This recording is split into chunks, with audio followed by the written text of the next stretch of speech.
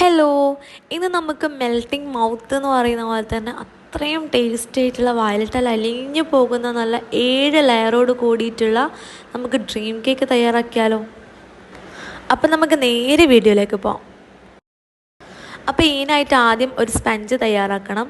എല്ലാ വീഡിയോയും ഡീറ്റെയിൽ ആയിട്ട് തന്നെ ഇതിൻ്റെ കാണിക്കുന്നുണ്ട് കേട്ടോ. അപ്പോൾ അതിലേക്ക് 1/2 കപ്പ് മൈദ ഇട്ട് കൊടുത്തിട്ടുണ്ട്. കൂടെ തന്നെ 1/2 ടീസ്പൂൺ ബേക്കിംഗ് പൗഡറും 1/2 ടീസ്പൂൺ കോൺഫ്ലോറും കൂടി ചേർത്ത് കൊടുത്തിട്ടുണ്ട്. എന്നിട്ട് നല്ല പോലെ ഒന്ന് മിക്സ് ചെയ്തെടുക്കാം. അരിച്ചതിന് ശേഷം നല്ല രീതിയിലൊന്ന് മിക്സ് ചെയ്തെടുത്താൽ മതിയാവും കേട്ടോ. ഇനി നമുക്ക് എഗ്ഗ് ബീറ്റ് ചെയ്യാൻ തുടങ്ങാം. 2 മുട്ട എടുക്കുക. റൂം ടെമ്പറേച്ചറിലുള്ള ഡ്രൈ ആയിട്ടുള്ള ബൗളിലേക്ക് അത് പൊട്ടിച്ചൊഴിക്കുക. അതിലേക്ക് ഒരു 1/2 ടീസ്പൂൺ വാനില എസൻസും 1/4 ടീസ്പൂണിൻ്റെ പകുതി ഉപ്പും കൂടി ചേർത്തിട്ട് നല്ലോണം ഒരു 2 മിനിറ്റ് നമുക്ക് ബീറ്റ് ചെയ്തെടുക്കാം. 2 മിനിറ്റ് ബീറ്റ് ചെയ്തതിന് ശേഷം നമുക്ക് 1/2 കപ്പ് പൊടിച്ച പഞ്ചസാരയും കൂടി കൂട്ടിയിട്ട് ഹൈ സ്പീഡിൽ ഒരു 4-5 മിനിറ്റ് നമുക്ക് ബീറ്റ് ചെയ്യാം കേട്ടോ. ഈ ഒരു രീതിയിൽ ക്രീമി ടെക്സ്ചറിൽ എത്തിക്കഴിഞ്ഞാൽ ഇതിലേക്കൊരു 2 ടേബിൾ സ്പൂൺ സൺഫ്ലവർ ഓയിലും കൂടി ചേർത്ത് കൊടുക്കാം.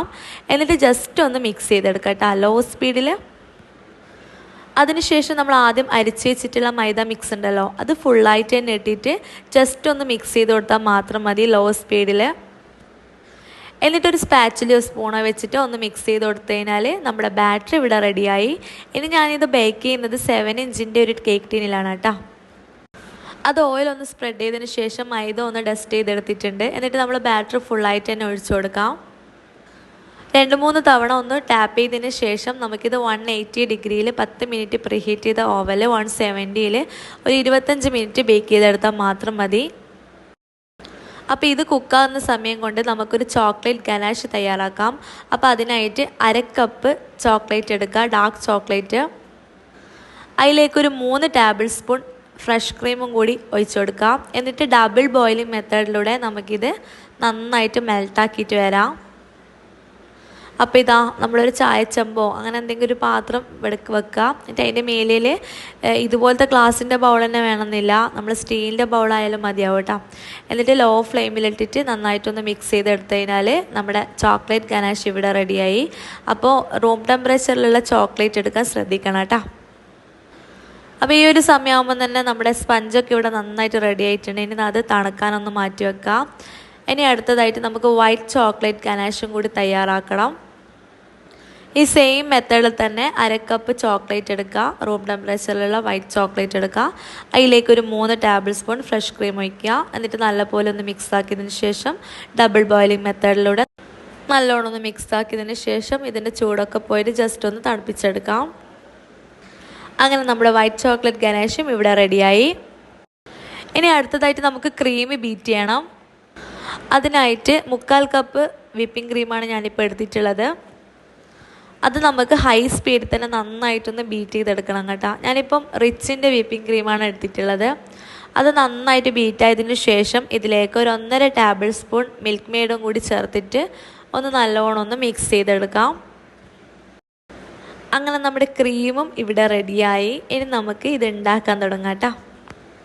അപ്പോൾ ഈ ഒരു കേക്ക് ഉണ്ടാക്കാൻ വളരെ ഈസിയാണ്. ഈ ഒരു സ്റ്റെപ്സൊക്കെ ആദ്യം തന്നെ ചെയ്ത് വെച്ച് കഴിഞ്ഞാൽ കേക്ക് നമുക്ക് ഈസി ആയിട്ട് ഉണ്ടാക്കിയെടുക്കാം. ഞാനിപ്പോൾ 1 kgൻ്റെ ഈ ഒരു ഡ്രീം കേക്കിൻ്റെ മോൾഡാണ് എടുത്തിട്ടുള്ളത്. അതിലേക്ക് നമ്മൾ സ്പഞ്ച് മൊത്തമായിട്ട് തന്നെ വെച്ച് കൊടുക്കാം കേട്ടോ.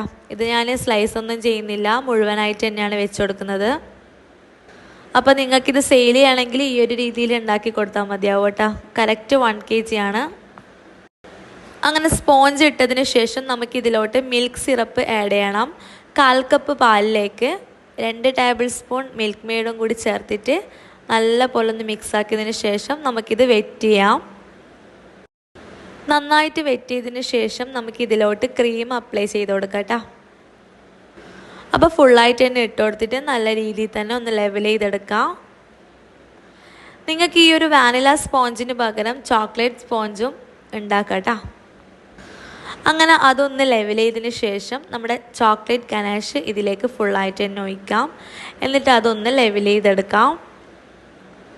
ഇനി അതിൻ്റെ മേലയിൽ 4ാമത്തെ ലെയറായിട്ട് നമുക്ക് ചോക്കോ ചിപ്സും 1 ടേബിൾ സ്പൂൺ ചോക്കോ ചിപ്സും 1 ടേബിൾ സ്പൂൺ കാഷ്നട്ടും കൂടി ഒന്ന് മിക്സ് ചെയ്തിട്ട് അതും കൂടി ഇട്ട് കൊടുക്കുന്നുണ്ട് കേട്ടോ. അപ്പോൾ ഈ ഒരു ചോക്കോ ചിപ്സും നട്ട്സും ഒക്കെ മിക്സ് ചെയ്തിട്ട് നമ്മൾ ഇടയ്ക്കൊന്ന് കടിക്കുമ്പോൾ നല്ല ടേസ്റ്റാട്ടോ. ഇനി നമ്മൾ അഞ്ചാമത്തെ ലെയറായിട്ട് നമ്മളെ വൈറ്റ് ചോക്ലേറ്റ് ഗനാഷും കൂടി ഫുള്ളായിട്ട് തന്നെ അപ്ലൈ ചെയ്ത് കൊടുക്കാം. അതൊന്ന് പിടിക്കാൻ വേണ്ടിയിട്ട് മൂടി വെച്ചിട്ട് നമുക്കൊരു അരമണിക്കൂർ ഫ്രീസറിൽ വെച്ച് കൊടുക്കാം കേട്ടോ.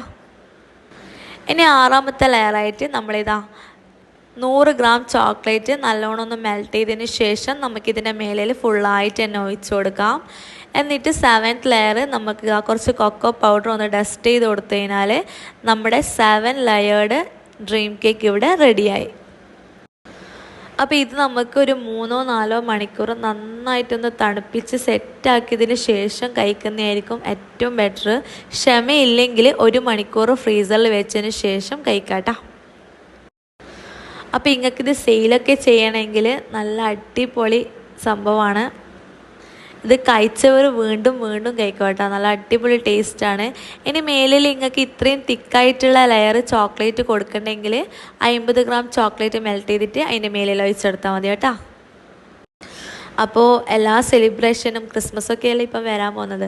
ആ ഒരു സമയത്തൊക്കെ ഇതൊക്കെ ഉണ്ടാക്കി കഴിഞ്ഞിട്ട് എല്ലാവർക്കും കൊടുക്കുക, അടിപൊളിയായിരിക്കും. അപ്പോൾ ഫ്രണ്ട്സ്, വീഡിയോ ഇഷ്ടമായിട്ടുണ്ടെങ്കിൽ ഒന്ന് ലൈക്ക് ചെയ്യാനും ഷെയർ ചെയ്യാനും നമ്മുടെ ചാനൽ സബ്സ്ക്രൈബ് ചെയ്യാനും മറക്കരുത്.